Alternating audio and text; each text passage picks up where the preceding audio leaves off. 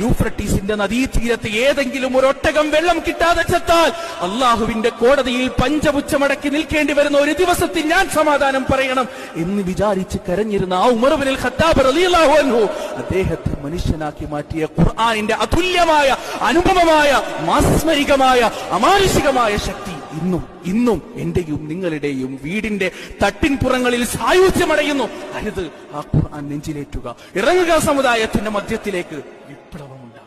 വിപ്ലവമുണ്ടാകും. അനിതര സാധാരണമായ മാറ്റങ്ങൾ ഉണ്ടാകും. അല്ലേ?